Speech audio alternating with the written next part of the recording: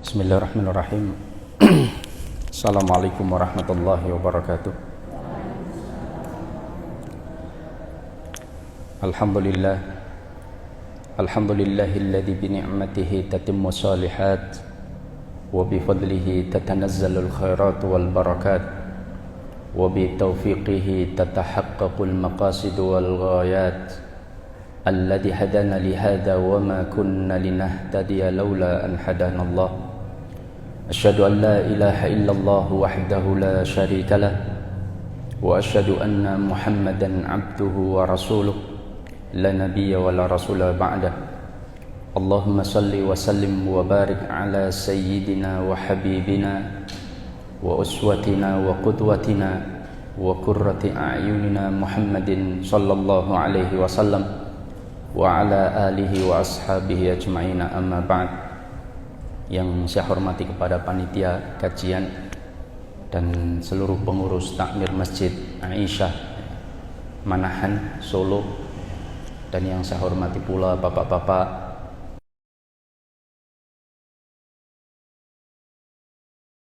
pada kesempatan pagi hari ini kita bisa bermuwajahah. Mudah-mudahan pertemuan kita mendapatkan keridhaan Allah tabaraka wa ta'ala, amin ya rabbal alamin. So, mohon maaf sudah beberapa kali izin ya, beberapa kajian karena sakit. Kenapa? Urusan ya. Baru beberapa hari, sepekan ya, karena sakit sendirian, nggak ada siapa-siapa. Ya, jamaah kemuliaan Allah, pada kesempatan pagi hari ini kita akan bahas tentang masalah nasab ya, dan mahram serta seputar hukum dengannya ya.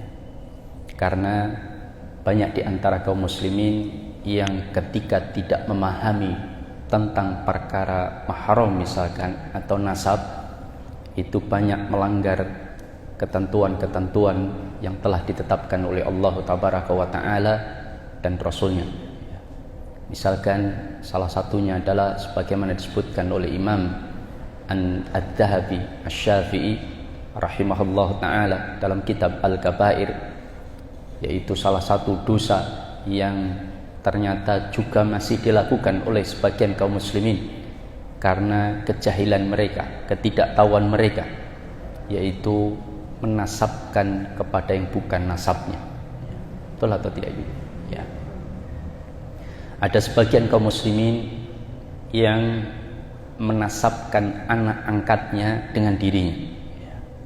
Jadi misalkan dia mengangkat anak sejak bayi. Ini biasa diambil dari orang-orang yang kelebihan anak ya. Itulah tidak ya. Kelebihan anak lalu kemudian diambil sejak bayi, bahkan kadang-kadang dengan transaksi ibu-ibu. Dibayar sekian, pokoknya nggak boleh lagi menemui, misalkan ia putus nasabnya, maka dua-duanya berdosa besar ya. Karena telah memutus nasab anak tersebut. Karena nggak tahu, siapa tahu nanti kelak dia dewasa kemudian sudah terputus, tahu-tahu kemudian ibu bapak kandungnya sudah meninggal ya atau tidak diketahui siapapun, saksi nggak ada, lalu tiba-tiba ketemulah dia dengan adik kandungnya yang tidak tahu kalau dia adik kandungnya, lalu kemudian menikah. Bisa nggak terjadi? Sangat memungkinkan ya. Maka inilah pentingnya kenapa nasab itu penting. Nah, salah satu dosa adalah menasabkan yang bukan nasabnya ya. Termasuk pula kesalahan adalah menasabkan kepada bapak biologisnya, bukan bapak nikahnya ya, tapi bapak biologis. Misalkan ada sepasang kekasih ya, mereka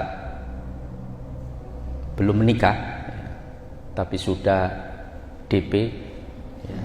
Tahu DP ibu? Apa DP? Down of payment ya, uang muka terlebih dahulu ya. MBA lah ya, married by accident ya. Nah, kemudian dia hamil terlebih dahulu. Kebetulan anaknya perempuan misalkan, atau anaknya laki-laki, tapi di akte dituliskan nasabnya bapak biologisnya, ini nggak boleh. Ya. Saya nggak tahu kalau aturan negara ya, tapi secara aturan Islam tidak boleh. Maka nasabnya harus dinasabkan kepada siapa? Ibunya. Maka nanti hubungan mahramnya tidak terjadi pada anak biologis ini. Ya. Misalkan anak biologisnya apakah bibiknya dari ayah biologisnya menjadi mahram? Tidak bisa. Ya. Kenapa? Karena dia hanya sebatas biologis saja, tidak melalui pernikahan. Tetap tidak bisa menjadi mahram. Tapi juga tetap tidak bisa menikahi karena ada hubungan darah. Ya. Bapak seorang laki-laki berzina dengan seorang perempuan, lalu muncullah seorang anak. Apakah anaknya ini dengan adik bapak biologisnya itu menjadi mahram? Tidak. Ya. Bahkan tidak ada hubungan warisan maksudnya dalam pembagian harta. Dia tidak mendapatkan warisan dan tidak pula dinasabkan kepada bapak biologisnya. Otomatis hukum mahramnya juga tidak berlaku pada dirinya. Kalau begitu berarti dia bisa menikahi adik bapak biologisnya juga tidak bisa karena ada hubungan darah. Nah, ini yang kadang-kadang tidak diperhatikan dalam masalah tersebut. Begitu pula karena ketidaktahuan mahram, ipar diantarkan, digoncengkan dengan adiknya. Ya. Maksudnya gimana ya? Laki-laki punya kakak ipar perempuan. Ya. Ini mahram atau bukan? Mahram atau bukan, Ibu? Ipar itu mahram atau bukan?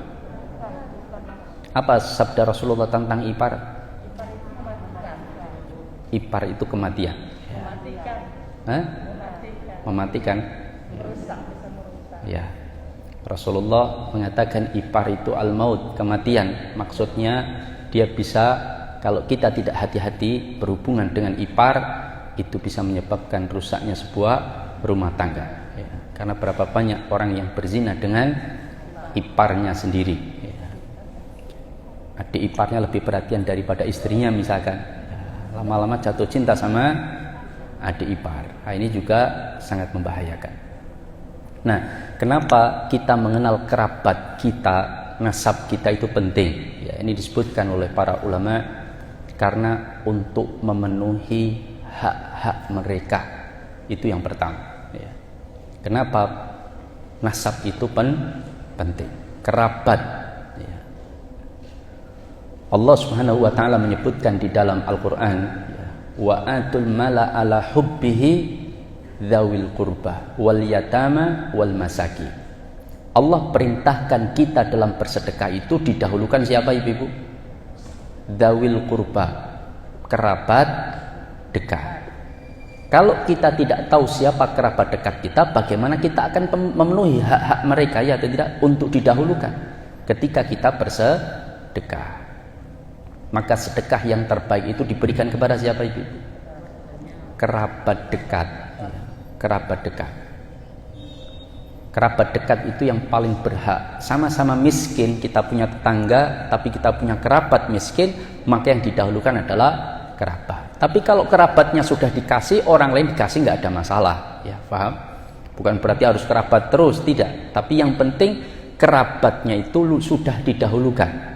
Kita punya uang 5 juta, punya kerabat miskin 2 orang. Kita kasih 1 juta, 1 juta, 3 juta kita bagikan yang lain, fakir miskin yang lain, tidak ada masalah. Yang penting kita dahulukan dulu kerabat dekat. Ini contoh bagaimana pentingnya memperhatikan kerabat dekat. Juga disebutkan di dalam surah Rum ayat 38. Fa'atidal qurba haqqahu wal miskin, dan berikanlah hak-hak, ya, dari kaum kerabat kalian dan orang-orang miskin. Makanya memberikan sedekah kepada kerabat itu nilainya 2. Apa, Ibu? Sedekah dan silaturahim. Ya atau tidak? Ya, sedekah dan silaturahim. Yang kedua, apa pentingnya mengetahui kerabat? Ya. Yaitu untuk menjalankan perintah Allah dan Rasulnya, yaitu untuk bersilaturahim. Karena kita tidak mungkin bisa silaturahim kalau tidak tahu siapa kerabat dekat kita. Apa silaturahim, Ibu-ibu? Silah itu menyambung, rahim hubungan rahim. Memang Imam Ibnu Jarir At-Tabari mengatakan ada hubungan rahim yang jauh. Siapa? Anak keturunan Hawa, iya atau tidak? Hawa itu siapa, Ibu? Istri Nabi Adam alaihissalam. Memang semua manusia berasal dari rahim yang sama, yaitu Hawa, istrinya Adam. Itu kerabat jauh.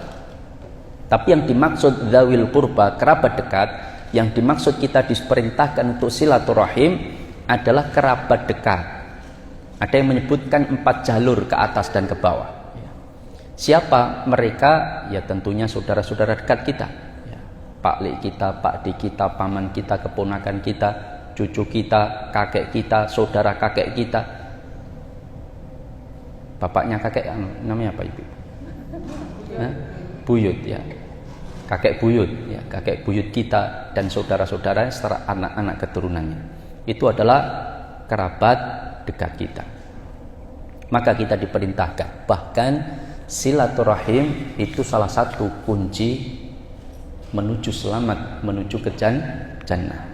Rasulullah sallallahu alaihi wasallam mengatakan, ayyuhan nas, wahai manusia, afshus salam, kata Rasulullah, tebarkan salam, wa at'imut ta'am, dan berikanlah makan kepada fakir miskin, wasillul arham, dan sambunglah hubungan rahim di antara kalian, wasallu bil laili wan nasi niyam tadkhulu jannata bisalam. 4 perkara ini dilakukan, maka engkau akan masuk surga dengan selamat. Afshus salam, tebarkan salam. Jangan sudah menebarkan salam atau belum, Ibu? Kenapa? Udah. Jangan kalau beli di mall ketemu sama ibu-ibu berjilbab, sama-sama berjilbab yang jelas dia muslimah, jangan salam atau tidak? Jangan dekati, assalamualaikum Bu, kan begitu. Mungkin tanya, itu cuman cuek aja lewat itu. Hah? Sudah atau belum? Belum. Jangan beli di warung sayur, ketemu dengan penjual pembeli lain, sama-sama berhijab. Apakah jenengan sudah menyampaikan salam, assalamualaikum Bu, kan gitu, kenalan siapa namanya, rumahnya di mana, duitnya banyak atau tidak? Ya. Sudah begitu atau tidak? Belum. Ya. Berarti belum menebarkan salam. Makanya salah satu tanda menjelang hari kiamat itu sesama muslim ketemu tidak mengucapkan salam. Ya. Ini salah satu tanda menjelang hari kiamat. Maka Rasulullah mengatakan, afshus salam, tebarkanlah salam. Apa silaturahim, Ibu? Menyambung hubungan kekerabatan. Bisa dengan titip salam, ya atau tidak? Ya. Maka Rasul mengatakan, sambunglah silaturahim, sambunglah hubungan rahim di antara kalian meskipun titip salam. Ya. Kamu rumahnya dengan Pak D saya dekat ya, kenal. Oh kenal saya dengan Pak D antum. Dah saya titip salam ya untuk beliau. Itu sudah silaturahim, Ibu. Jadi silaturahim itu tidak harus berkunjung, tidak. Jenengan kirim transfer ke ponakan itu sudah silaturahim. Jenengan buka WA gimana kabarnya Bude misalkan, itu sudah silaturahim. Tapi silaturahim yang mungkin punya nilai lebih itu dengan berkunjung, ya paham? Berkunjung itu salah satu bentuknya saja, bentuk silaturahim. Yang ketiga, apa pentingnya mengenal tentang kekerabatan atau hubungan mahram atau nasab, yaitu untuk menjalankan ketentuan hukum Allah berkenaan dengan hal tersebut. Apa contohnya dalam hal menutup aurat? Betul atau tidak? Berapa banyak sepupu tidak menutup aurat, berapa banyak wanita tidak menutup aurat pada sepupunya, ya atau tidak? Ini kan anaknya Budi saya, tidak apa-apa kita lepas jilbab di depan sepupu kita. Dia kan sejak kecil ikut ibu saya misalkan, tetap tidak boleh. Paham? Kecuali kalau dia menyusu ibu kita. Berarti saudara tidak hanya sepupu tetapi sepersusuan, ya. Tapi kalau tidak, dia bukan orang yang haram dia bukan mahram kita, bukan orang yang haram kita nikahi. Artinya boleh kita menikah dengan sepupu, baik sepupu dari saudara laki-laki orang tua kita maupun dari saudara perempuan orang tua kita. Ada 2 anak laki-laki, satu anak laki-laki punya anak perempuan, satu anak laki-laki punya anak laki-laki. Boleh nggak mereka menikah, ibu-ibu? Bapak mereka itu adik kakak, boleh atau tidak?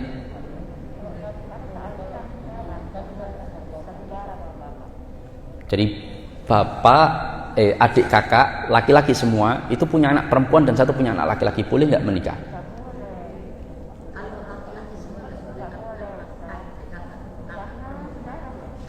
Ya, pendapat yang rojih sejauh yang saya tahu boleh, ibu-ibu.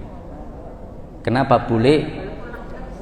Kenapa? Walaupun laki-laki semua, tapi sangat tidak dianjurkan, paham? Ya.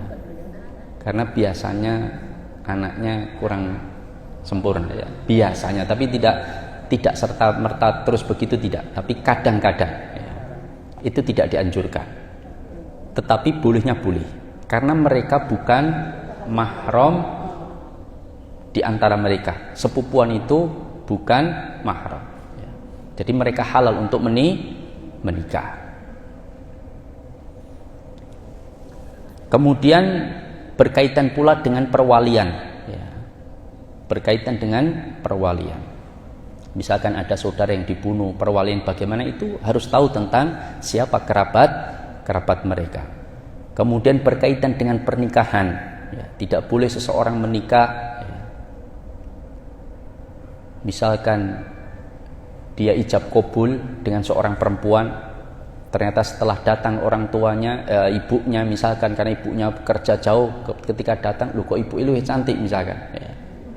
Lalu kemudian setelah ijab kabul lalu dicerai istrinya, boleh nggak ibunya dinikahi? Belum digauli, boleh atau tidak? Sekarang dibalik, ya. Sekarang dibalik. Jika ada seseorang menikahi seorang perempuan janda, lalu ketika kumpul keluarga janda ini ternyata punya anak satu perempuan yang sangat cantik, lalu kemudian malam pertama dia nggak mau gauli, besoknya dicerai, ingin menikahi putrinya, boleh atau tidak? Perkara ibunya nesu atau tidak loh, ya. Maksudnya misalkan menikahi belum digauli, boleh. Kalau yang tadi enggak, dia nikahi anaknya, ternyata ibunya lebih cantik dan lebih kelihatan muda daripada anaknya, lalu dia enggak jadi, maksudnya dia belum menggauli istrinya, lalu dicerai, boleh enggak dia menikahi ibunya? Belum digauli loh, ibu. Tidak boleh, meskipun hanya sebatas akad. Kalau sudah terjadi akad, ibu mertua itu selamanya tidak boleh dinikahi, paham? Meskipun hanya akad. Tapi kalau anak masih boleh selama ibunya belum digauli, paham? Ya. Tapi ada ya kasus seperti ini. Oh, banyak.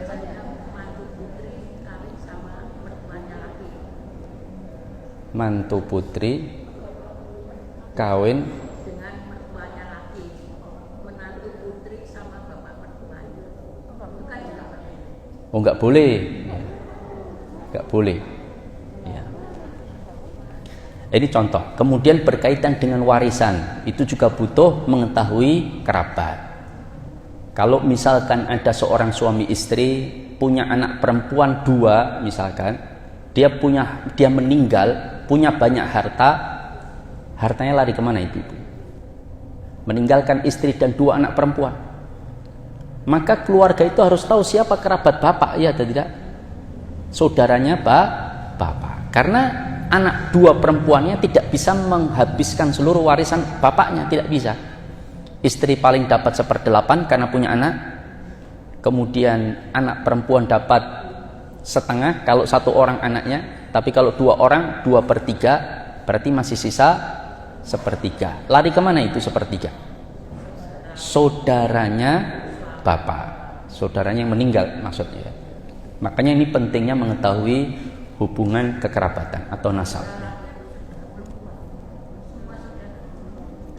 Saudara laki-lakinya bapak. Ya. Contoh pula tentang zakat. Ini pentingnya mengetahui nasab. Zakat itu ada satu nasab tertentu yang tidak boleh menerima zakat. Siapa ibu-ibu? Siapa ibu-ibu? Di sini ada Habib. Syarifah ada. Ibu-ibu ada yang keturunan Rasulullah? Enggak ada. Saya keturunan Nabi Adam. Itu pasti ya. Ya. Keturunan Rasulullah, ahlul bait Rasulullah itu tidak boleh menerima zakat. Ya. Ini pentingnya dia tahu nasab dirinya. Ya. Nah, sekarang mahram. Ya. Kita jelaskan secara lebih sedikit detail tentang mahram. Ya. Jangan bisa buka di dalam surah yang kalau yang bawa Quran surah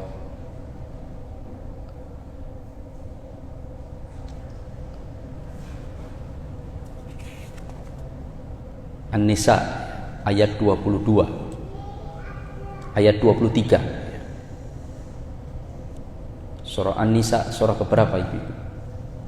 Keempat ayat 23.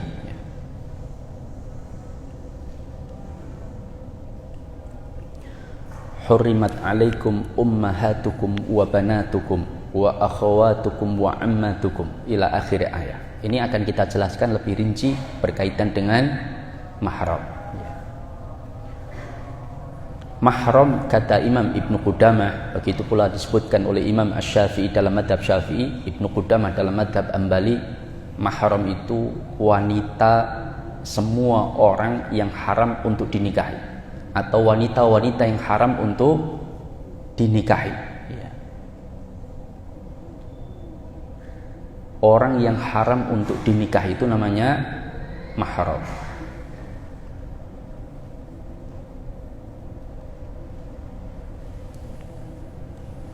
Kalau muhrim, apa ibu? Muhrim apa? Ya, orang yang sedang melakukan ihram. Dia mengenakan pakaian ihram. Dia sedang ihram, itulah disebut dengan muhrim.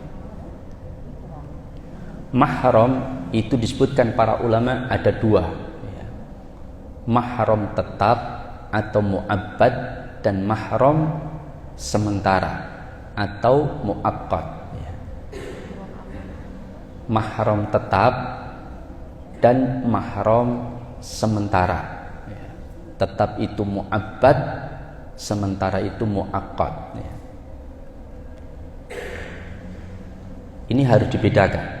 Karena nanti secara hukum menutup auratnya juga beda antara mahram tetap dengan mahram sementara. Mahram sementara itu seperti siapa ibu? Siapa mahram sementara? Suami atau istri. Ada berapa mahram sementara?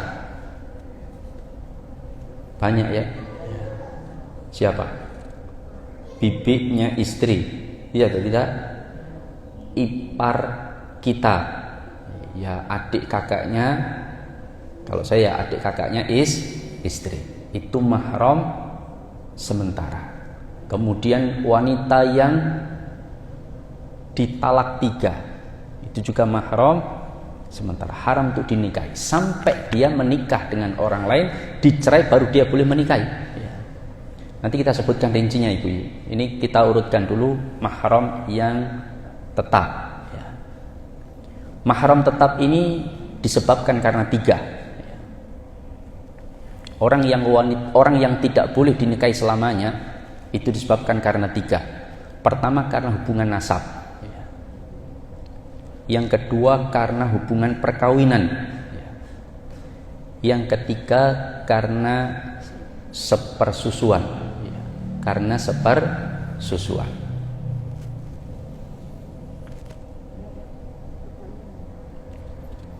Pertama karena hubungan nasab. Ada berapa ibu? Ada 7 ya, disebutkan dalam surah An-Nisa ayat 23. Nanti silahkan baca di rumah surah An-Nisa ayat 20.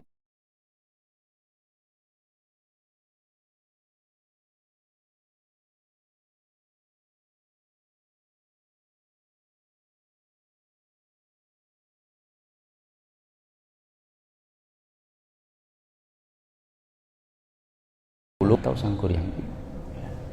Katanya Sangkuriang menikahi ibunya, betul? Ya. Boleh atau tidak? Tidak boleh. Tapi ada banyak orang yang mungkin melakukan dosa lebih berat dari berzina dengan ibu kandungnya, ya atau tidak? Apa ibu-ibu?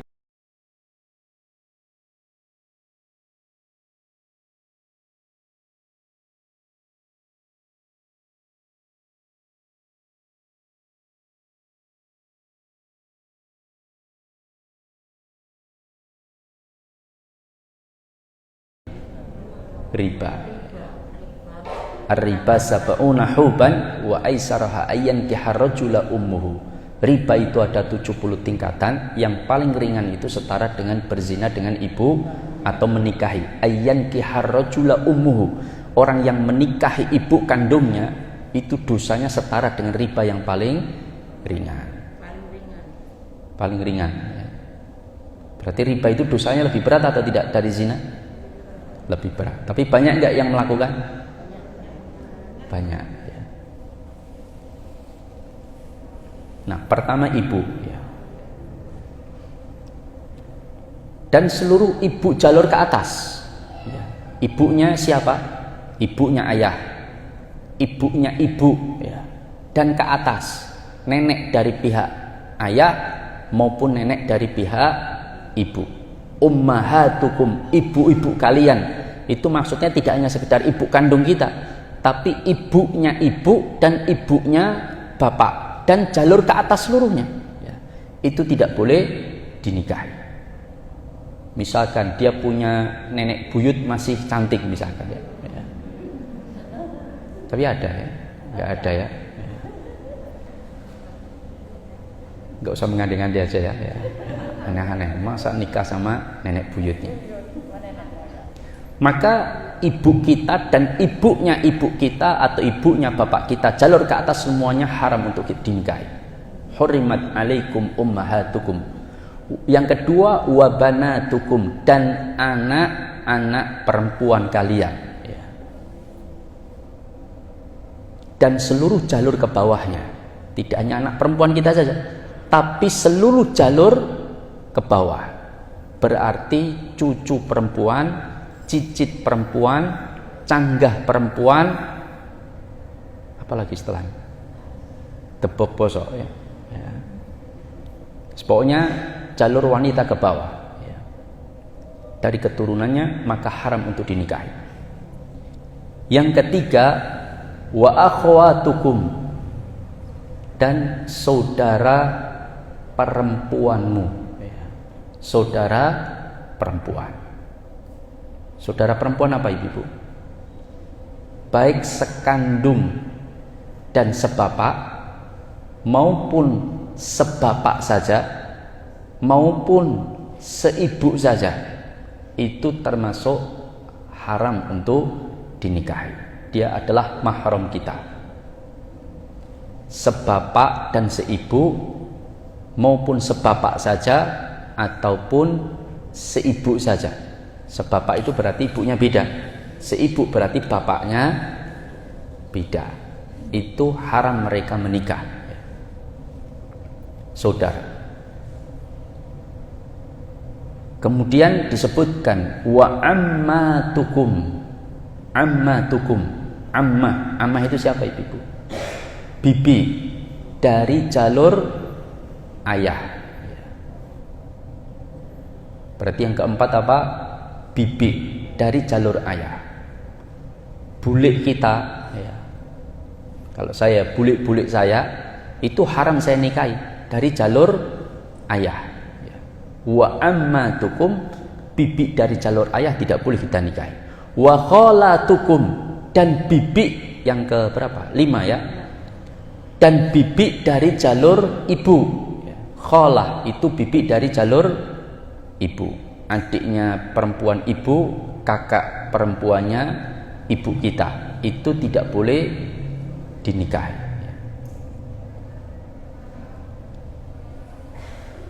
Wa banatul akhi wa banatul ukhti. Ya. Kemudian yang keenam, anak perempuan dari saudara laki-laki. Yang keenam, anak perempuan dari saudara laki-laki. Banatul akhi, anak-anak perempuan dari saudara laki-laki haram dinikahi. Keponakan saya dari saudara laki-laki saya tidak boleh saya nikahi, keponakan perempuan. Dan yang ketujuh, wabanatul ukhti, dan anak-anak perempuan dari saudari perempuan. Keponakan perempuan saya dari saudari saya, saudari itu berarti adik atau kakak perempuan saya, itu haram untuk saya nikahi.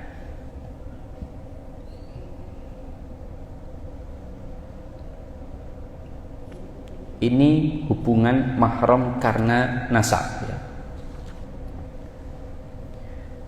Sudah ada berapa? 7. Jadi yang pertama hubungan mahram selamanya atau mu'abbad itu disebabkan nasab, itu ada tuh 7. Yang kedua disebabkan karena perkawinan. Disebabkan karena perkawinan. Ada berapa? 4. Mahram karena hubungan hukum atau pernikahan itu ada 4. Pertama, istri ayah. Istri ayah berarti siapa? Siapa istri ayah? Ibu. Istri ayah itu belum tentu ibu kandung, paham? Yang jelas mikirnya istri ayahnya cuma 1. Kan istri ayah bisa banyak, ya atau tidak? Bisa 3, bisa 4. Kalau bapak kita, misalkan saya laki-laki, bapak saya punya istri 3 misalkan, kan salah satu ibu kandung saya, yang 2 ibu ibu tiri. Ya. Kalau ibu tiri kayaknya bukan ya, ibu tiri itu kan pengganti. Ya anggap ibu tiri ya. Pokoknya istrinya ayah itu tidak boleh dinikahi selama-lamanya, meskipun janda. Misalkan ayahnya sudah meninggal, punya istri masih sangat muda, cantik, nggak boleh dinikahi. Kenapa? Karena istrinya ayah selama-lamanya menjadi mahramnya. Kan ada istri ayah lebih muda daripada dirinya, ya, betul atau tidak? Betul loh Ibu. Ya. Misalkan bapaknya umurnya 60, punya istri 17 tahun. Ya. Anaknya laki-laki umurnya 22. Ya. Betul atau tidak? Bisa jadi kan? Bisa. Utsman bin Affan aja menikahi gadis belia. Umar ibn Khattab menikahi Ummu Kulthum di usia sekitar 15-14 tahun. Ya. Berarti anaknya Abdullah lebih tua dari istrinya Umar. Paham? Maka selamanya Ummu Kulthum tidak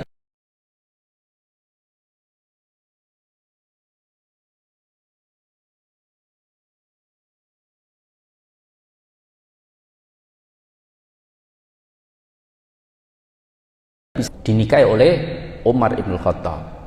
Dan Ummu Kulthum ini seorang ahli bidan. Ya. Apa bidan? Perawat ya. Yang suka bantu-bantu melahirkan namanya Pak? Bidan ya, bidan. Maka istri ayah mahram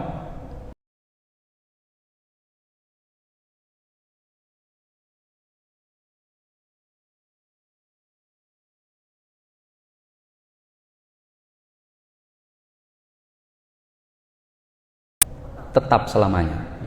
meskipun ayahnya sudah meninggal atau dia menjadi janda. Yang kedua, ibu dari istri. Berarti siapa? Ibu mertua. Ibu mertua.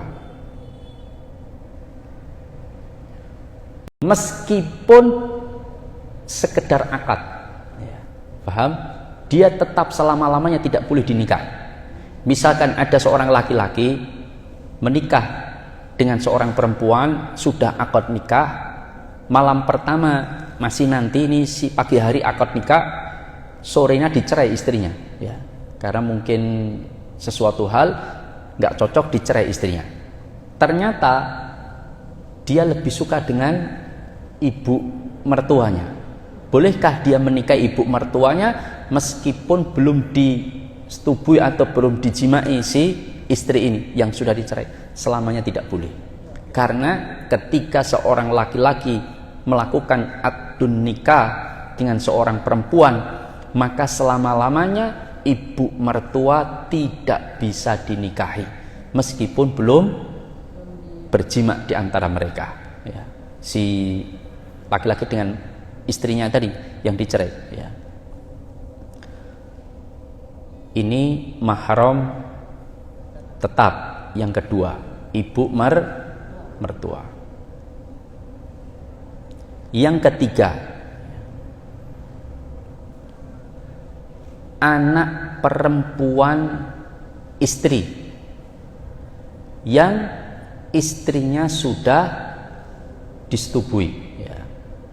Ini mahram tetap selamanya, ya. Sudah akdun nikah, sudah melakukan jima suami istri, lalu ternyata datang putrinya dari Belanda misalkan, datang ke kok putrinya lebih cantik kan begitu, lalu putrinya jatuh cinta sama bapak tirinya, lalu kemudian ibunya dicerai, maka nggak bisa, ya. Selama-lamanya tidak bisa mereka menikah kecuali belum disetubui ibunya, baru akdun nikah kumpul, loh kok putrinya lebih cantik misalkan, oh dari tadi ukurannya cantik, ya. Ini contoh saja kasus, ya. Artinya ketika misalkan dia belum mensetubui ibunya lalu kemudian dicerai, dia menikahi putrinya masih boleh, ya. Yang penting belum terjadi duhlah, ya, hubungan suami istri. Tapi kalau sudah terjadi, maka hubungan mereka mahram tetap selama-lamanya, tidak boleh menikah. Beda dengan ibu mertua, meskipun cuman akdun nikah saja, belum berjima, tetap menjadi mahram selama-lamanya, tidak boleh dinikahi. Ada kasus menikah ibu mertua? Hah? Oh banyak. Di mana? Ya. Kadang-kadang kan ibu mertua lebih muda daripada, maksudnya lebih kelihatan muda daripada anak perempuannya, iya atau tidak? Ya. Mungkin nggak pernah marah, terus ya, sabar, ya. Ya mungkin karena gen keturunan, ya. Yang keempat, istri dari anak laki-laki, ya. Berarti siapa?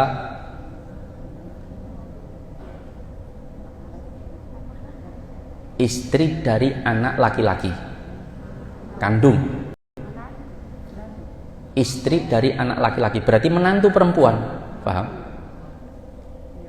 Istrinya anak laki-laki saya itu tidak boleh saya nikahi. Menantu perempuan dari anak kandung laki-laki tentunya. Kalau anda perempuan nggak mungkin, berarti perempuan nikahi perempuan kan. Dan juga istri dari anak persusuan. Ini pendapat yang lebih kuat.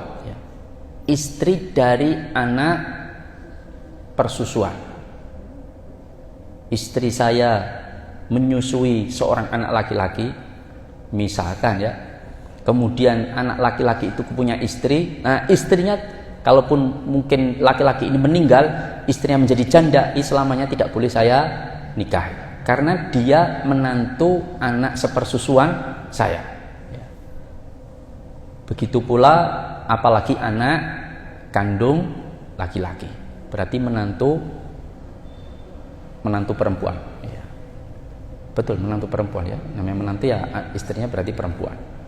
Ini 4 orang yang menjadi mahram tetap selama-lamanya ya, karena pernikahan. Nah sekarang mahram karena rodo'ah. Apa rodo'ah? Sesusuan, persusuan. Ada berapa ibu-ibu? Ini disebutkan oleh para ulama. Ini saya ambilkan dalam kitab Sahih Fiqh Sunnah. Para ulama menyebutkan ada 9. Banyak ya, 9 wanita-wanita yang tidak boleh dinikahi karena sepersusuan. Ada 9. Pertama, wanita yang menyusui dan ibunya itu tidak boleh dinikahi. Makanya saya mencatat siapa yang menyusui anak laki-laki keempat saya, iya atau tidak? Iya, karena kalau tidak ini membahayakan, tidak boleh. Kan ada 3-4 wanita ya, 3 wanita yang menyusui anak laki-laki keempat saya. Yang menjadi secara mahram sepersusuan ya hanya anak laki-laki keempat saya. Maksudnya anak keempat saya, yaitu laki-laki kebetulan ya. Itu saja. Tapi kalau anak yang lain tidak, karena yang disusui cuma anak yang nomor 4 saya. Maka saya harus mencatat itu siapa wanita-wanita yang menyusui anak saya. Karena nggak boleh nanti anak laki-laki saya menikahi anak perempuan wanita yang menyusui dirinya, tidak boleh. Maka anak laki-laki saya yang itu tidak boleh menikahi wanita yang menyusuinya, yaitu ibu yang menyusuinya maupun ibunya yang menyusuinya. Saya kurang kerjaan menikahi ibunya yang menyusuinya, sudah tua banget ya berarti ya. Tapi ya bisa jadi ya. Jadi wanita yang tidak boleh dinikah adalah wanita yang menyusui diri laki-laki tersebut dan ibunya dari wanita yang menyusui. Ini yang pertama. Yang kedua, anak perempuan dari wanita yang menyusui. Jadi anak laki-laki saya tidak boleh menikahi anak perempuan wanita yang menyusui anak laki-laki saya. Paham? Berarti apa? Saudara sepersusuan ya. Saudari lah kalau perempuan ya, saudari sepersusuan. Itu tidak boleh dinikahi selama-lamanya ya. Bukan sementara.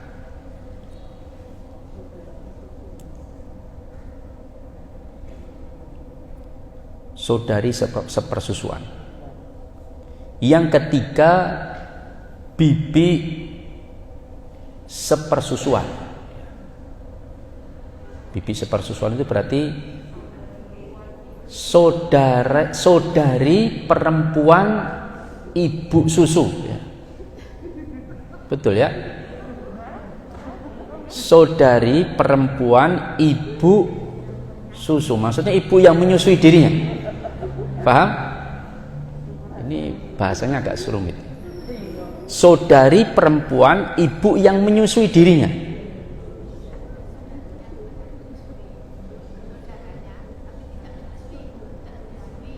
Tidak. Ya, misalkan anak laki-laki saya kan menyusu kepada wanita namanya A misalkan. Nah, A ini punya adik perempuan dan punya kakak perempuan. Maka adik perempuan dan kakak perempuan wanita yang menyusui anak saya, maka anak saya tidak boleh menikahi mereka. Paham? Berarti bibi atau saudarinya ibu yang menyusuinya. Ya, kan begitu bahasa sederhananya. Saudari dari ibu yang menyusuinya, itu tidak boleh dinikahi. Berarti yang keberapa itu, Bu? Ketiga ya. Sekarang keempat.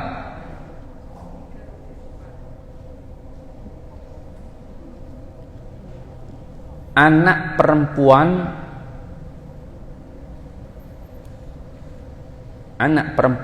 dari anak perempuan. Susah kan? Anak perempuan dari anak perempuan dari wanita yang menyusuinya.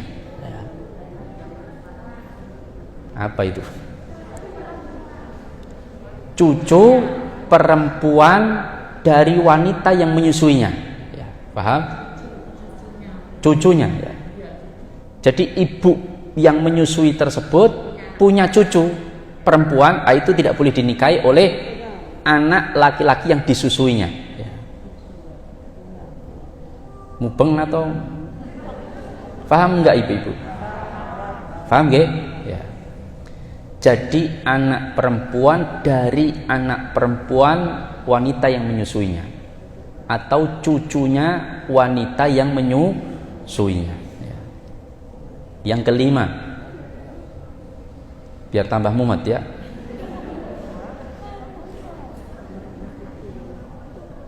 Ibu dari suami ya,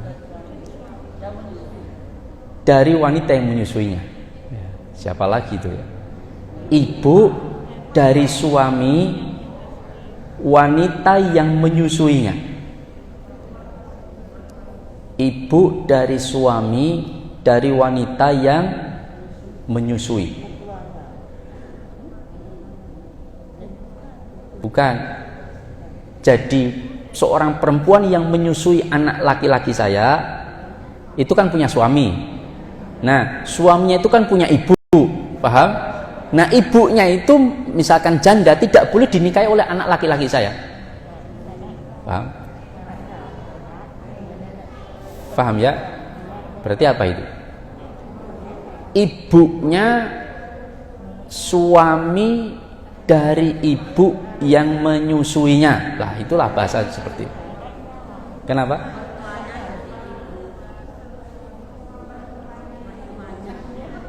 Ya, ibu mertua wanita yang menyusuinya.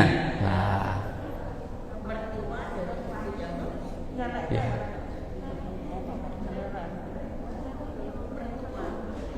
Ya, tambah mumet, cicitnya neneknya. Ya, ini ibu mertuanya wanita yang menyusuinya. Jadi ada seorang perempuan yang menyusui seorang anak laki-laki, maka anak laki-laki ini kalau besar tidak boleh menikahi ibu mertuanya yang wanita yang menyusuinya. Ini yang kurang kerjaan juga, menikahi wanita itu kan mesti sudah sepuh ya, tidak. Tapi ada laki-laki yang suka wanita-wanita sepuh ya, tidak. Ada itu. Kenapa?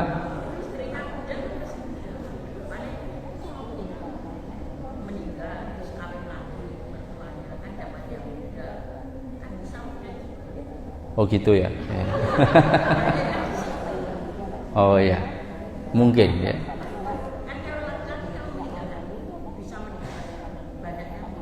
Oh gitu.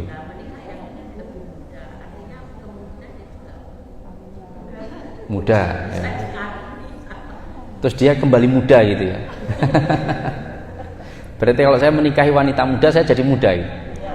Oh, saya masih muda ya.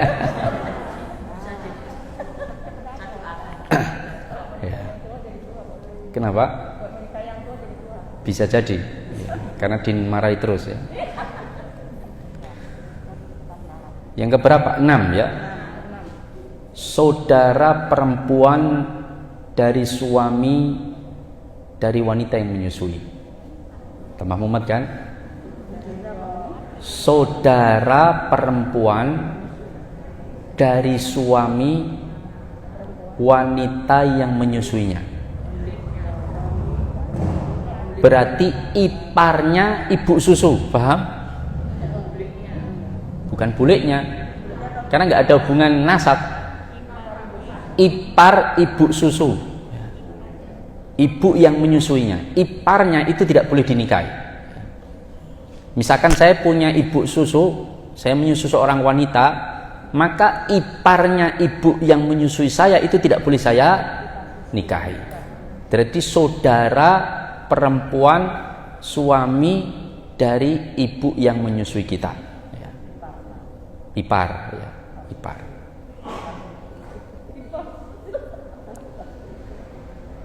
Yang ketujuh, ini dirinci para ulama, ya, sampai sedemikian rupa, ya. Maka dicatat betul kalau anak kita disusui orang, ya. Ada yang menyusui anak saya belum saya catat? Gak ada, siapa tahu saya lupa.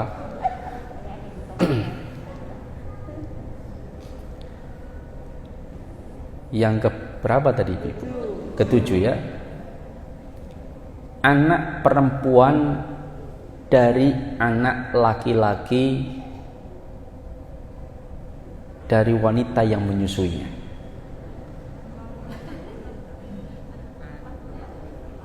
Kalau tadi yang keempat tadi kan anak perempuan dari anak perempuan wanita yang menyusuinya. Berarti cucu perempuan dari anak perempuan wanita yang menyusuinya. Kalau sekarang cucu dari anak laki-lakinya, cucu perempuan dari anak laki-lakinya. Ada seorang wanita yang menyusui, kan punya anak, ada laki-laki ada perempuan, kan begitu. Lalu anak-anak mereka punya anak, berarti cucunya. Nah, cucunya ini baik dari anak perempuannya maupun dari anak laki-lakinya tidak boleh dinikahi oleh anak susuannya. Paham? Cucunya ini berarti anak perempuan dari anak laki-laki dari wanita yang menyusui dirinya. Itu tidak boleh dinikahi. Yang kedelapan, sudah ibu-ibu? Mau nyatet aja pusing kayaknya, ya.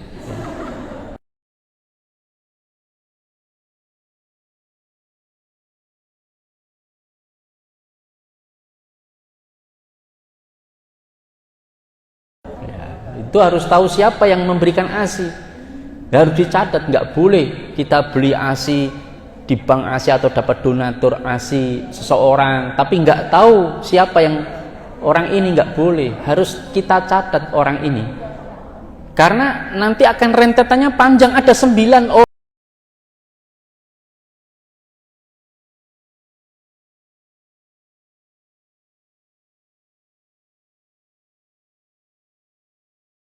wanita yang tidak boleh dinikahi karena sebab sepersusuan, ibu. Paham?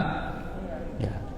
Wanita yang menyusui ibunya, kemudian anak-anak perempuannya, saudara-saudari perempuannya, saudari dari suaminya, ya, kemudian bibinya dari ibu wanita yang menyusuinya, kemudian cucu dari anak laki-lakinya, cucu dari anak perempuannya, itu tidak boleh dinikahi. Ya. Ini banyak, jadi menyusukan anak kita ke orang itu harus diketahui jelas orang tersebut, nanti keturunannya dan jalurnya siapa saja, kita akan tahu, ya. Pripun? Cucunya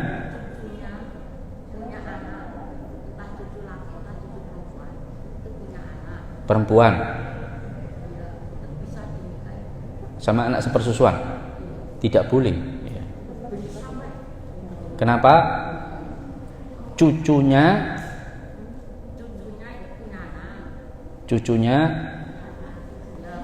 yang menyusui atau cucunya punya anak?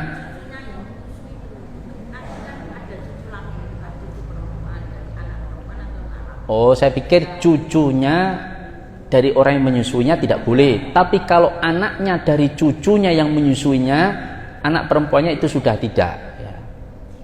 Paham? Ini hanya disebutkan ada 9 saja para ulama. Iya, tidak sampai jalur ke bawah seluruhnya. Nah, kalau jalur ke bawah seluruhnya, jenengan nyatetnya gimana, ibu-ibu? Nanti suruh anak keturunannya, kamu catat teruskan ya, ibu mau meninggal ini terus ini tolong dicatat keturunannya ini si fulan ini sampai ke bawah. ya memberatkan ya, tidak. Nah, cukup berhenti sampai pada cucunya saja. Ya. Nanti cicitnya boleh, tapi siapa yang mau menunggu cicitnya ya? Masa saya akan nikahi cicitmu ibu susu kan begitu kan? Ya enggak ya. Malah yang nunggu mati duluan ya. Nah yang kedelapan, anak perempuan dari suami dari wanita yang menyusuinya. Anak perempuan. Anak perempuan ini berarti ini digambarkan suaminya punya istri lain, paham? Sehingga punya anak perempuan, bukan dari wanita ibu yang menyusuinya, paham? Nah, anak perempuan dari suami dari wanita yang menyusuinya. Sampai anak perempuan saja loh ya, tidak cucu perempuan. Anak perempuan dari suami wanita yang menyusuinya. Yang terakhir, istri lain dari suami dari wanita yang menyusuinya. Istri lain dari suami dari wanita yang menyusuinya. Ya. Ibu susunya itu punya punya suami yang istrinya itu lebih dari satu selain dirinya. Itu istri-istri yang lain itu tidak boleh dinikahi oleh anak susuannya. Ya. Ini 9 jenis. Ya. Sekarang mahram muakkad, ya. Mahram sementara. Ini disebutkan oleh para ulama ada sekitar 8. Ya. Banyak ya. Ini temanya terlalu luas. Ya. Ada 8. Mahram sementara, muakkad. Ya. Mahram sementara. Sementara itu berarti suatu saat boleh dinikahi jika sebab-sebab penghalangnya hilang. Pertama, saudara perempuan istri. Berarti siapa? Ipar. Misalkan seseorang punya istri meninggal, maka boleh nggak menikahi saudara atau saudari perempuannya istrinya? Boleh. Ya. Kalau istrinya sudah meninggal atau dicerai. Misalkan ada seorang laki-laki menikahi seorang perempuan, setelah itu didapati istrinya galaknya luar biasa, dia nggak bahagia dengan istrinya, tapi dia lihat adiknya istri itu kok pengertian, artinya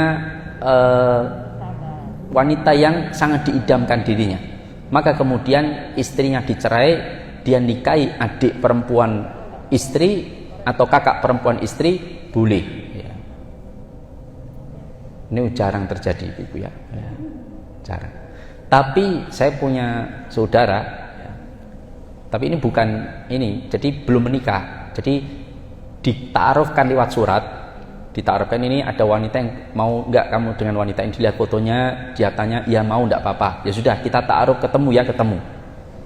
Datanglah ke rumah keluarga perempuan tersebut, diantarkan. Sampai sana yang ngeladekke wedang, tahu apa namanya? Yang menyajikan minuman itu adiknya calon yang mau dita'aruf, paham?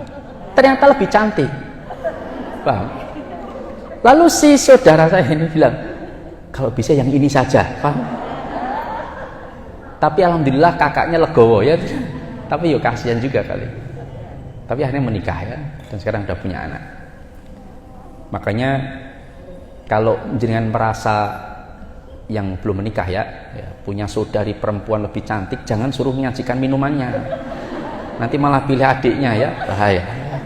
Saya itu pernah menjodohkan seseorang ya, kawan saya lulusan Mesir, dia mau menikah, saya jodohkan sama saudara saya. Taruhkan dia fotonya, ya nggak apa-apa masuk hitungan, sudah mau taruh. Datang saya ajak ke rumah saudara saya tersebut. Sudah sampai sana, cuman seliwer lewat ya, paham? Itu siapa? Itu adiknya, sudah menikah belum? Saya yang itu saja. Tapi adiknya nggak mau ya, pekeu sama kakaknya. Ya, makanya jangan dikeluarkan yang pesaing berat ya. Ini saudara perempuan istri, itu yang pertama ipar. Yang kedua bibi ya. Bibi baik dari jalur ayah maupun dari jalur ibu mertua, bukan bapak ibu kandung loh ya, bapak ibu mertua. Makanya bapak ibu mertua itu mahram sementara kita nggak boleh bersentuhan dengan mereka. Misalkan bapak mertua kita punya adik perempuan, paham? Atau ibu mertua kita punya adik perempuan, paham? Berarti bibinya istri kita. Istri kita punya bibi, itu mahram sementara kita. Jadi nggak boleh kita membuka aurat di depan saudari atau saudara. Kalau laki-laki ya ke saudari, kalau perempuan ya saudara dari mertua. Ya. Bingung ibu-ibu? Ini kayaknya wajah-wajah gimana gitu ya. Begini, saya punya ibu mertua, saya punya bapak mertua. Nah, adiknya atau saudarinya bapak mertua saya atau saudarinya ibu mertua saya itu mahram sementara saya, paham? Jadi kalau istri saya meninggal seperti ini, maka saudari dari ibu mertua saya atau bapak mertua saya boleh saya nikahi, paham? Makanya mereka itu mahram sementara kita. Dan mahram sementara itu nggak boleh kita membuka aurat sebagaimana mahram tetap, nggak boleh, paham? Nggak boleh kemudian kita datang salaman sama adik perempuannya bapak mertua kita, nggak boleh. Saya salaman dengan bapak saudarinya bapak mertua saya, tidak boleh. Begitu pula saudari ibu mertua saya, paham? Kita jangan lepas jilbab di depan mertua ndak apa-apa, tapi lepas jilbab di depan adik laki-lakinya bapak mertua atau adik atau kakak laki-lakinya ibu mertua nggak boleh ya, karena dia sementara. Makanya Rasulullah mengatakan la tunkahul mar'ah ala ammatiha wala ala khalatiha. Janganlah menggabungkan antara perempuan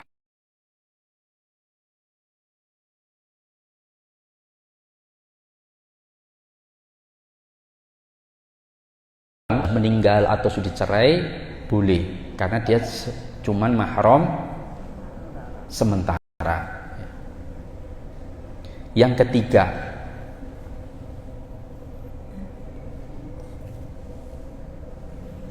istri yang telah bersuami.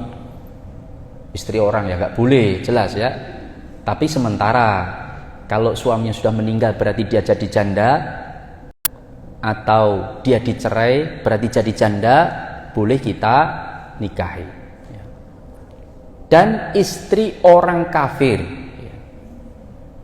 jika ia telah masuk Islam. Jadi istri yang telah bersuami, ya istri mesti telah bersuami ya, saya wanita yang telah bersuami ya. Dan istri orang kafir yang dia masuk Islam.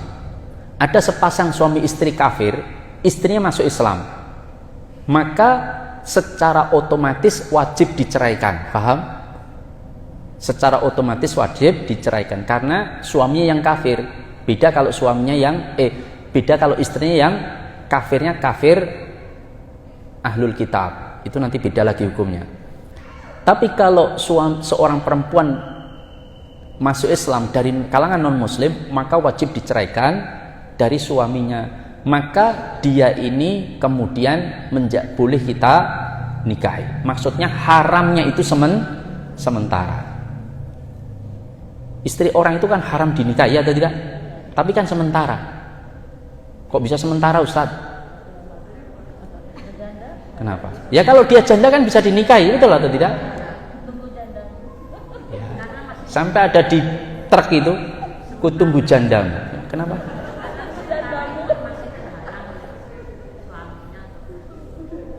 Kenapa? Dikatakan sementara itu karena masih terhalang oleh suaminya. Ya, dia wanita yang haram kita nikahi karena jadi istri orang. Cuma kan sementara. Kapan boleh dinikahi? Kalau dicerai oleh suaminya atau suaminya meninggal. Tapi jangan didoakan. Ya, jangan didoakan. Tunggu jandamu didoakan cepat meninggal. Tidak boleh ya.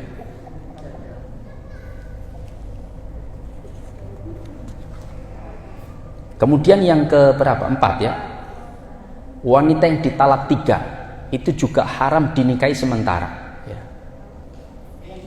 Wanita yang ditalak 3, talak bain, bukan talak roj'i ya, itu haram dinikahi sementara. Kapan boleh dinikahi? Kalau dia dinikahi oleh orang lain lalu sudah melakukan jima dan dicerai secara alamiah, baru boleh dia nikahi lagi.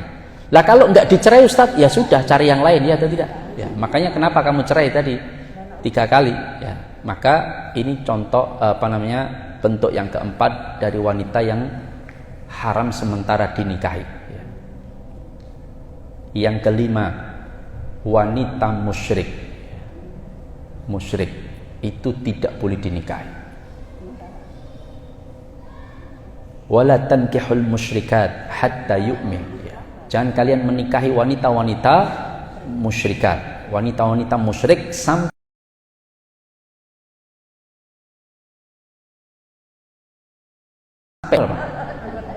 dukinah ya, dukunah ya, kahinah ya, tukang dukun perempuan. Karena menikahi wanita-wanita musyrik itu berarti dia juga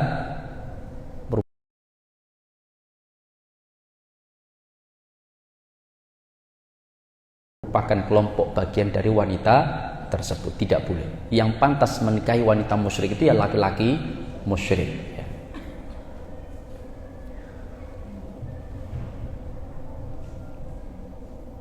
Ahlul kitab ini musyrik atau tidak itu? Musyrik atau tidak? Ini letaknya perbedaan pendapat antara Ibnu Abbas dengan Ibnu Umar. Sebagian ulama berpendapat ahlul kitab yang boleh dinikahi, tapi khusus bagi laki-laki, ibu-ibu ya. Perempuan tidak boleh menikah dengan wanita lelaki yang tidak muslim. Tapi lelaki muslim boleh menikahi wanita-wanita ahlul kitab. Tapi kalau jenengan tidak boleh menikah kepada ahlul kitab, kecuali jenengan hanya boleh menikah dengan lelaki muslim. Tapi laki-laki boleh, misalkan dia Nasoro atau Yahudi, boleh untuk saya nikahi meskipun belum muslim ya. Nah, tetapi wanita-wanita ahlul kitab ini, ahlul kitab yang seperti apa? Itu yang menjadi perdebatan para ulama. Ada yang mengatakan wanita ahlul kitab yang masih mentauhidkan Allah, bukan musyrik. Paham?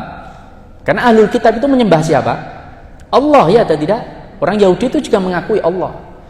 Orang Nasara juga mengakui Allah. Tapi mereka yang masih mentauhidkan Allah, tidak menganggap ada Tuhan selain Allah, tidak menganggap Isa itu Allah. Paham? Tidak menyembah Isa, maka dia boleh dinikahi. Ini ahlul kitab yang dimaksud. Ini pendapat pertama. Tapi pendapat yang lain mengatakan mau dia nyembah Isa atau tidak, yang penting dia ahlul kitab. Yahudi Nasara boleh dinikahi wanita-wanita mereka oleh lelaki-lelaki muslim. Tapi kalau wanita muslim tidak boleh menikahi lelaki ahlul kitab. Kenapa kok nggak boleh? Karena pemimpin itu keluarga itu adalah laki-laki. Nanti kalau diarahkan oleh suaminya kan bahaya. Yang ke-6 ya. Wanita pezina itu haram dinikahi ya. Kecuali dia bertaubat ya. Bertaubat dan telah suci 1 kali haid, atau kalau dia hamil melahirkan, baru boleh dinikahi. Gak boleh seorang laki-laki ketemu, mohon maaf ya, wanita pekerja seks komersial, Kok kamu cantik Dek, daripada kamu jadi melayani banyak lelaki dong belang, udahlah kamu tak nikahi saja, haram hukumnya. Ya, tidak boleh. Karena dia juga bisa menjadi golongan pezina. Meskipun dia tidak berzina, tapi dia menikahi wanita pezina, hukumnya haram. Sampai kapan wanita ini bertaubat? Bertaubat itu dia tidak berzina lagi dan sudah suci. Ya, suci itu istibro. Istibro itu apa ya? Sekali haid atau telah melahirkan kalau dia hamil. Ya.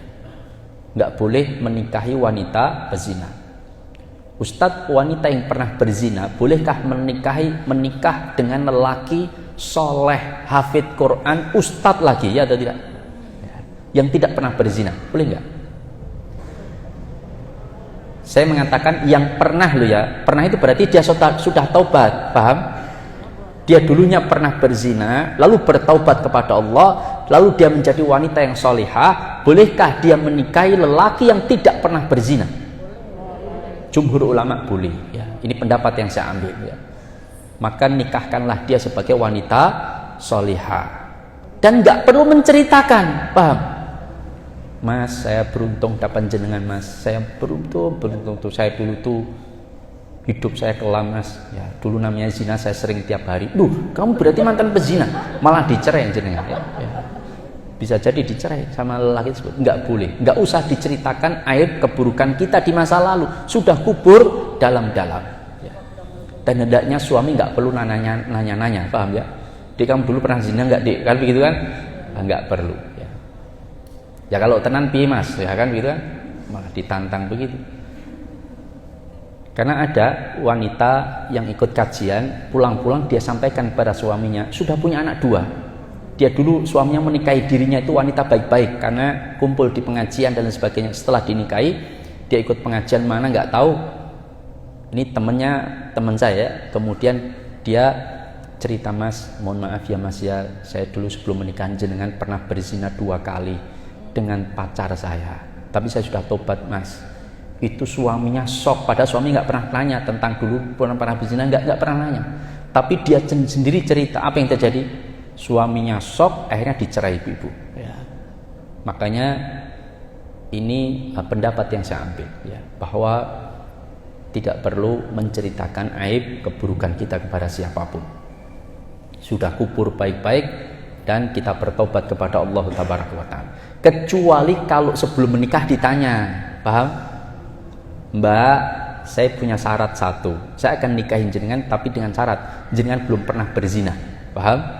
Nah kalau jenengan pernah, kalau bukan jenengan ya, kalau ada seorang wanita tadi pernah berzina, maka hendaknya dia mengundurkan diri, karena ini syarat, nanti bisa jadi masalah kalau memaksakan menikah lalu kemudian dia bertobat, Mas saya minta maaf Mas salah berbohong, sebetulnya saya pernah berzina, nanti jadi masalah ya. Maka kalau calon suaminya mempersyaratkan itu ya. Yang ke-7, wanita yang sedang ihram sampai ia tahallul ya. Ihram itu apa? Ya sedang melakukan umrah atau haji, dia sedang ihram, maka sementara tidak boleh dinikahi sampai ia tahallul. Yang terakhir, ke-8, tidak boleh menikahi wanita yang ke-5 dan seterusnya. Sudah punya istri 4, mau nambah lagi, paham? Maka seluruh wanita selain istrinya 4 ini dan selain mahram tetap dan mahram sementara yang lain itu tidak boleh dinikahi sampai istri 4-nya itu salah satunya meninggal atau dicerai ya, berarti ada bolong 1 ya atau tidak, maka kemudian dia tambal itu bolong sehingga menikahi lagi wanita lagi baru kemudian boleh dia menikahi. Tapi kalau sudah 4 maka tidak boleh ya. Berarti kalau menikahi 1 masih bocor ya. Ya. Artinya yaitu batasan ya, batasan seorang laki-laki untuk bisa menikahi. Cukup ada pertanyaan? Ini ada rincian sebetulnya tapi panjang Ibu ya.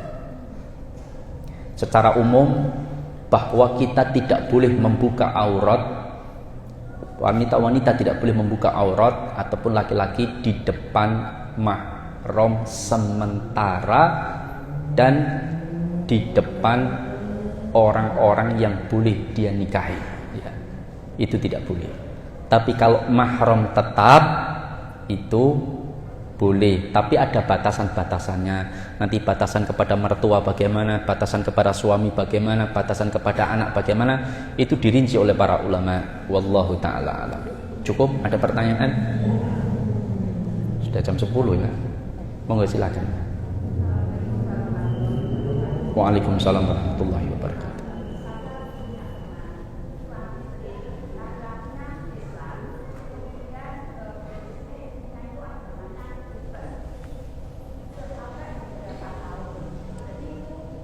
Istrinya agamanya Kristen, ya.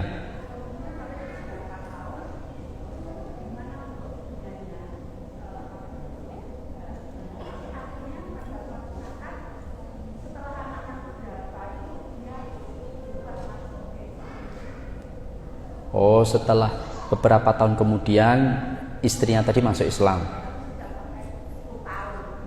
Sudah 10 tahun, ya. Ya. Setelah punya anak berapa? 2. Ya. Pertama, para ulama sepakat ya bahwa laki-laki muslim boleh menikahi ahlul kitab. Ahlul kitab itu hanya ada 2, yaitu Yahudi dan Nasrani, ya. Nasrani itu Kristen dan Katolik, ya. Cuman ulama berselisih pendapat. Ahlul kitab yang mentauhidkan Allah atau ahlul kitab secara umum, paham? Sampai hari ini saya lebih condong kepada ahlul kitab yang mentauhidkan Allah, ya. Ini masih ada, ya. Jangan tanya, ada Kristen yang tidak mempercayai Isa itu Tuhan? Ada banyak, ya. Itu namanya yang mereka mentauhidkan Allah. Maksudnya dalam konteks tidak menyembah selain Allah. Perkara tidak mau mengakui Nabi Muhammad, ya dia kafir, tapi dia ahlul kitab. Tapi kalau dia menuhankan Nabi Isa, dia musyrik, ya. Ini tidak boleh dinikahi. Ini pendapat yang saya ambil. Tapi sebetulnya saya berharap pendapat yang lebih kuat itu yang semua ahlul kitab, ya, semua ahlul kitab. Wallahu ta'ala a'lam bishawab. Nah, ini berkaitan dengan wanita yang dinikahi. Nah, sekarang ada ulama pun berpendapat dia boleh menikahi bukan berarti membiarkan istrinya kafir terus. Tidak boleh. Kalau dia boleh menikahi tapi wajib, ini sebagian pendapat ya, itu ketika ketika dia punya anak, istrinya harus diupayakan sudah masuk Islam. Tapi kalau tidak, hendaknya dia menceraikan. Karena khawatir akan mempengaruhi pendidikan anak-anaknya. Paham? Kan ada itu yang istrinya non muslim, anaknya dibagi 2. Yang laki-laki masuk Islam, yang perempuan masuk agama ibunya. Ini ngawur, ya. Nggak boleh seorang ayah membiarkan anaknya masuk agama selain Islam. Dia wajib membawa anak seluruhnya untuk masuk Islam, ya. Mungkin perkara istrinya nggak mau, itu urusan lain, ya. Tapi pendapat sebagian ulama mewajibkan mereka harus telah menjadikan istrinya ini masuk Islam sebelum punya anak atau sebelum mendidik anak-anaknya. Tapi kalau tidak, lebih baik diceraikan, ya. Wanita jelek, hitam, pendek, pesek misalkan, itu lebih baik daripada wanita cantik tapi ahlul kitab. Paham? Dan yang pesek tadi mukminah, wanita muslimah. Tapi kalau sudah jelek ahlul kitab dipilih, wah ini banget tenan sing pilih, ya. Ya, sudah jelek ahlul kitab, ya. Maka ini ketentuannya. Wallahu ta'ala. Ada yang lain? Monggo silakan. Ya.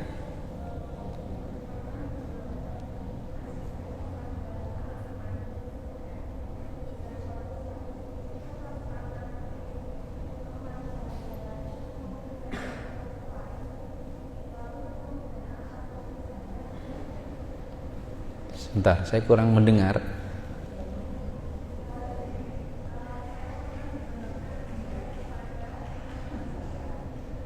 Menitipkan. Oh, mendonorkan ASI kepada temannya.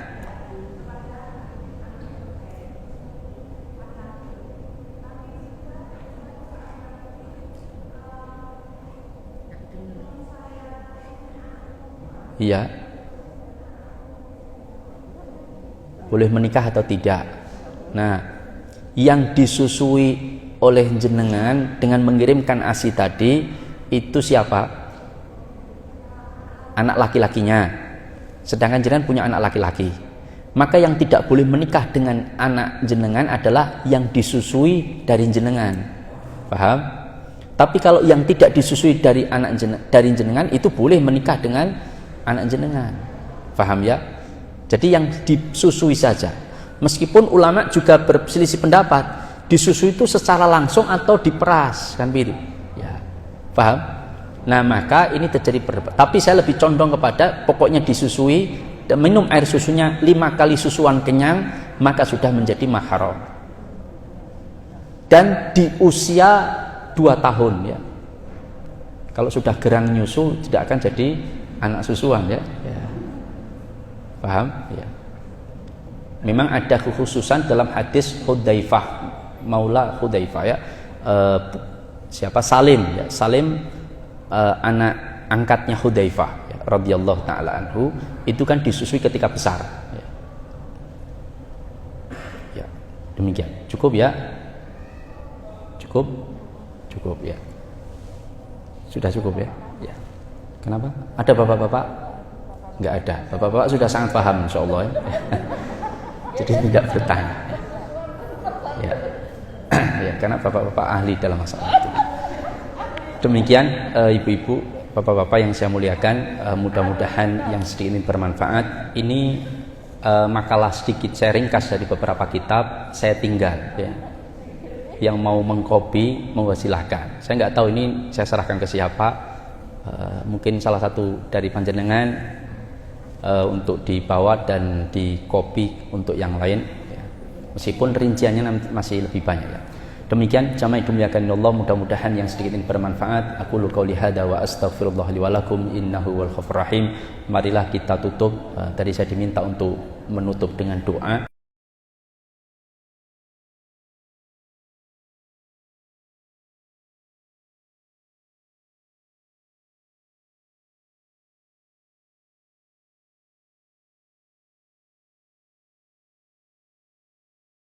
على النبي يا أيها الذين آمنوا صلوا عليه وسلموا تسليما اللهم صل على محمد وعلى آل محمد كما صليت على إبراهيم وعلى آل إبراهيم إنك حميد مجيد اللهم اغفر للمسلمين والمسلمات والمؤمنين والمؤمنات الأحياء منهم والأموات إنك سميع قريب مجيب الدعوات.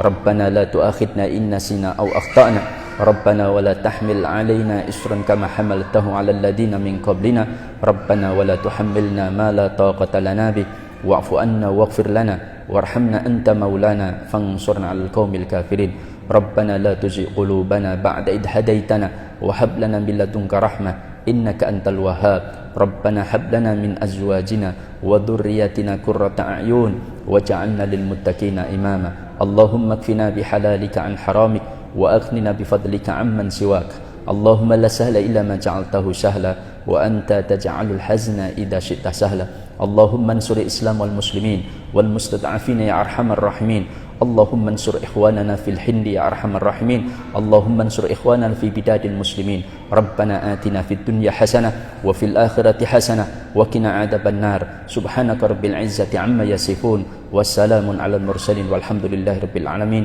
السلام عليكم ورحمة الله وبركاته.